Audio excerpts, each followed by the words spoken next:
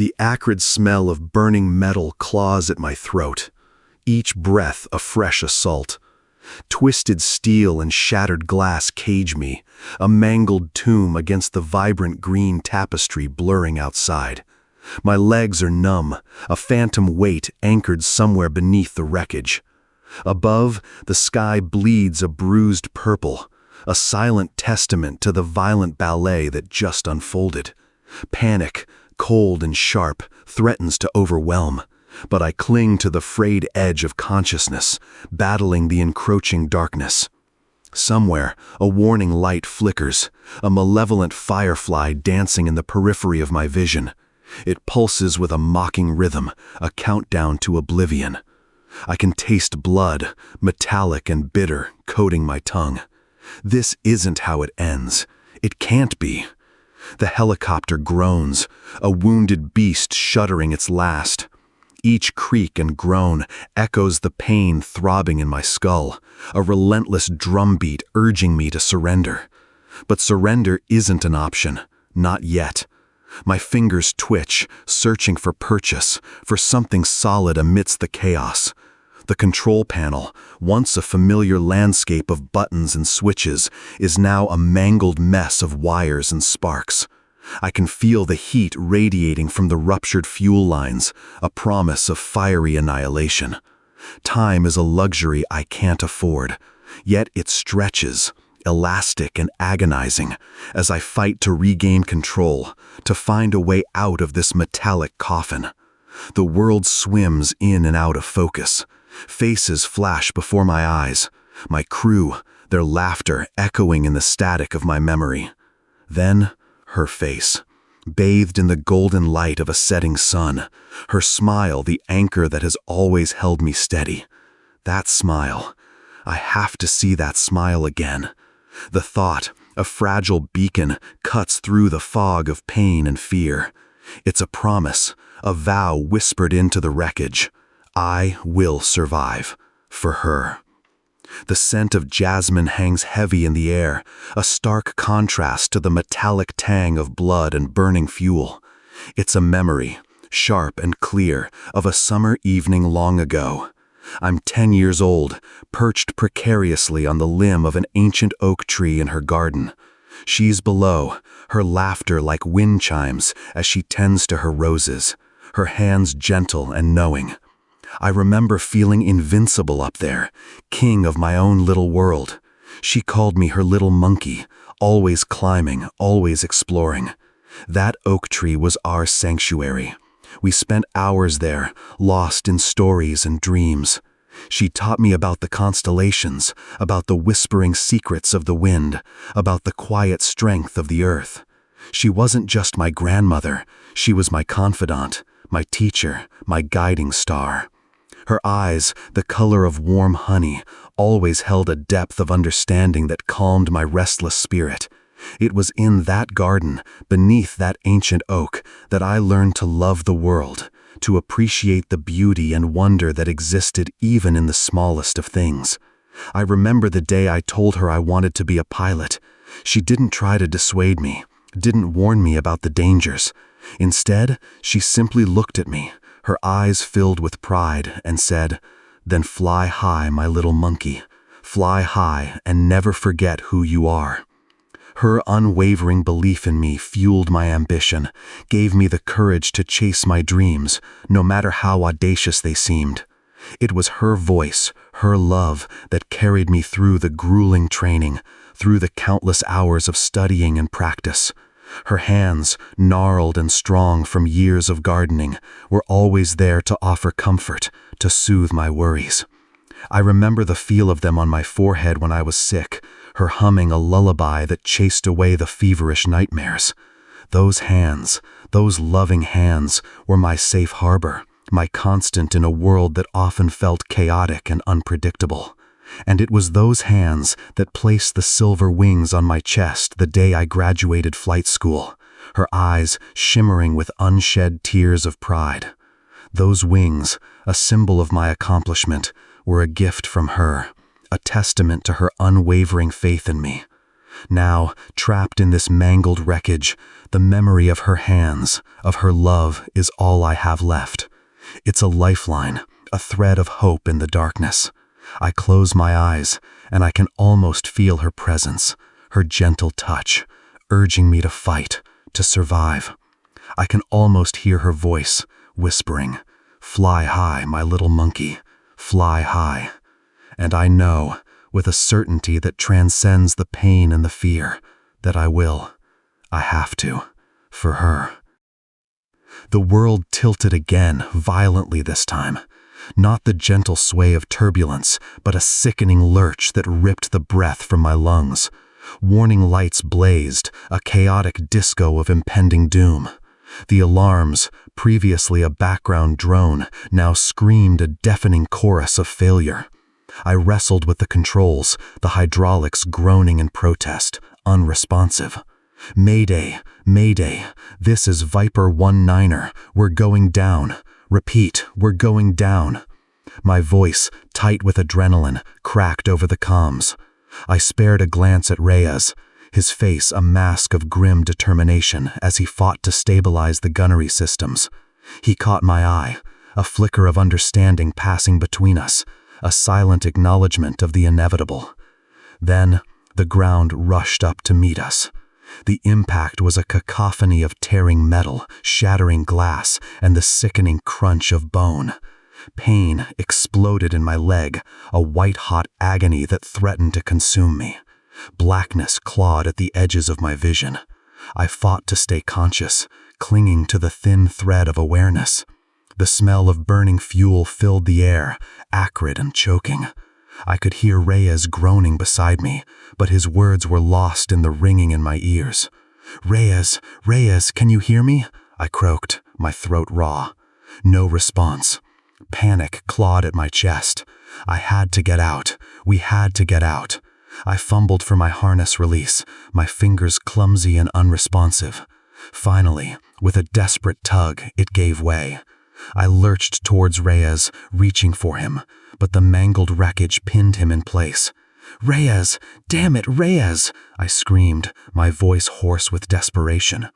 He was slumped against the mangled console, his eyes closed, his face pale. A trickle of blood ran down his temple. The heat was intensifying. The smell of burning fuel was overwhelming. We were going to burn alive. I tried to pull Reyes free, but the wreckage wouldn't budge. He was trapped. I looked at his face, at the peaceful expression that belied the horror of our situation. A wave of despair washed over me. I couldn't leave him, but I couldn't stay either. The flames licked closer, searing my skin. I made a decision that would haunt me for the rest of my life. I scrambled out of the wreckage, dragging myself across the burning ground, away from the inferno that was consuming the helicopter, consuming Reyes.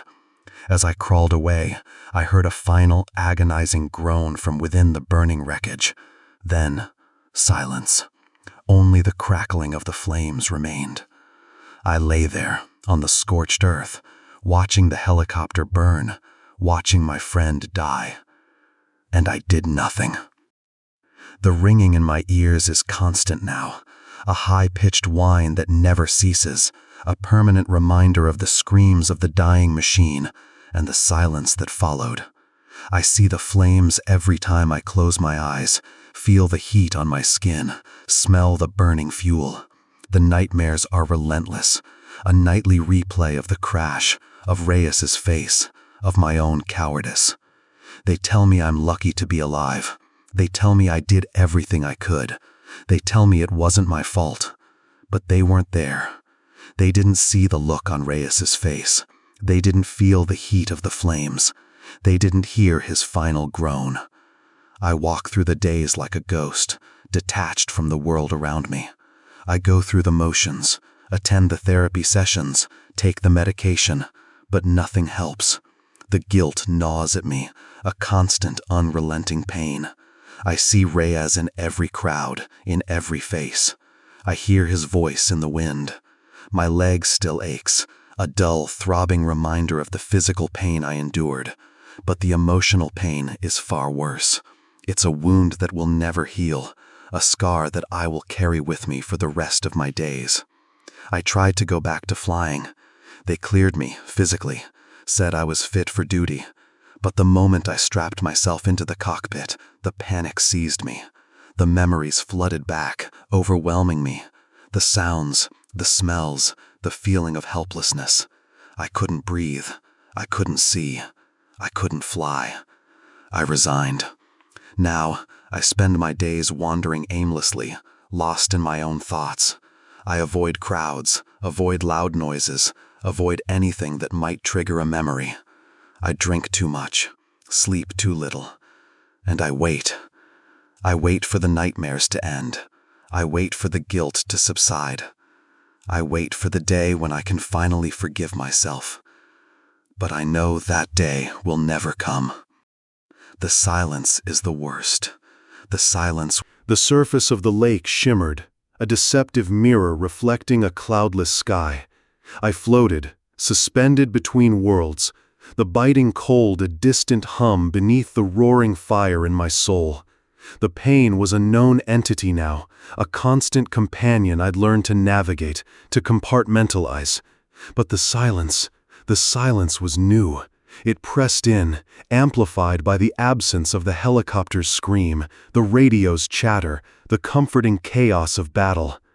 Then a sound, faint at first, like a whisper carried on the wind. A splash. Then another. I squinted, the sun a blinding white disk.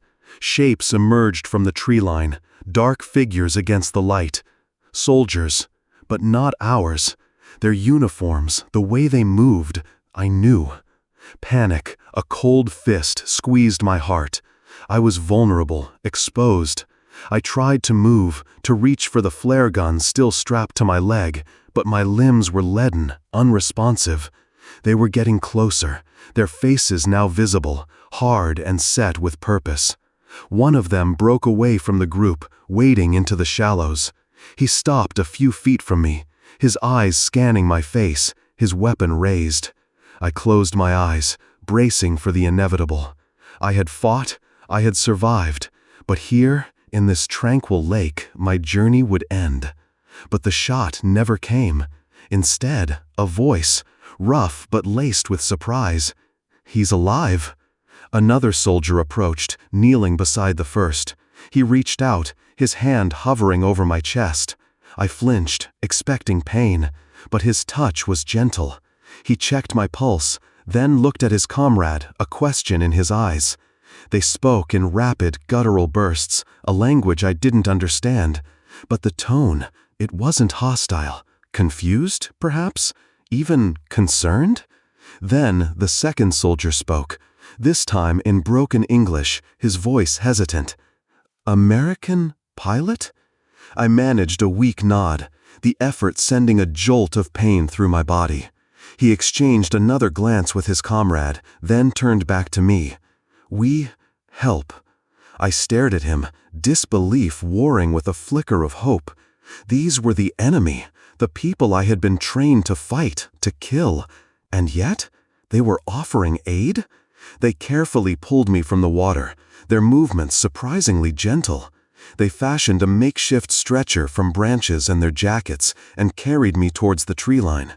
The pain was excruciating, but I focused on their faces, on the genuine concern etched into their features. As we moved deeper into the forest, I began to understand. This wasn't about politics or ideologies or the grand chessboard of war.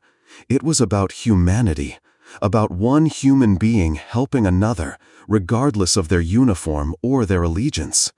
Days blurred into weeks. They kept me hidden, tending to my wounds with surprising skill. They shared their meager rations, their stories, their lives. I learned their names, their hopes, their fears. I saw the war through their eyes, the poverty, the desperation, the endless cycle of violence that had trapped them in this conflict. One evening, as we sat around a crackling fire, the leader of the group, a man named Dmitri, spoke to me. "We are all victims of this war, pilot. You, me, everyone." He paused, gazing into the flames. The politicians, the generals, they fight for power. We fight to survive. His words resonated deep within me. I had always seen the enemy as a faceless mass, a target to be eliminated. But now I saw them as individuals, as human beings struggling to make sense of a world gone mad. One morning, Dmitri told me it was time for me to leave.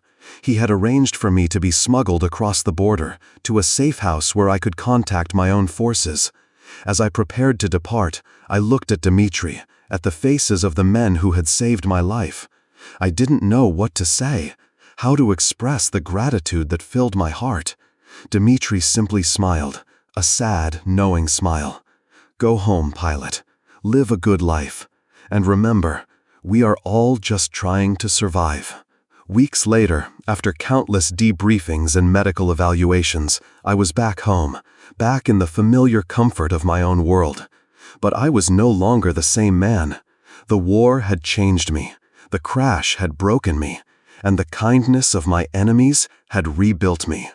I looked at my reflection and saw a stranger staring back. The haunted eyes, the lines etched deep into my face, they were a testament to the horrors I had witnessed, the pain I had endured. But they were also a testament to the enduring power of the human spirit, the capacity for compassion that can bloom even in the darkest of times. The lake, the crash, the faces of the enemy soldiers, these were not just memories, they were lessons. Lessons about the futility of war, the importance of empathy, the enduring strength of hope. I knew that I could never forget what had happened, that the scars of war would forever remain. But I also knew that I could choose how to live with those scars, how to use them to make a difference in the world. I would dedicate my life to peace, to understanding, to building bridges instead of walls. I would remember the faces of the enemy soldiers, not as enemies, but as human beings who had shown me the true meaning of humanity. And as I looked towards the future, I knew that even in the darkest of times, even in the midst of war, hope could still be found, shimmering like the surface of a tranquil lake, waiting to be discovered. The war within me was over. The battle for peace had just begun.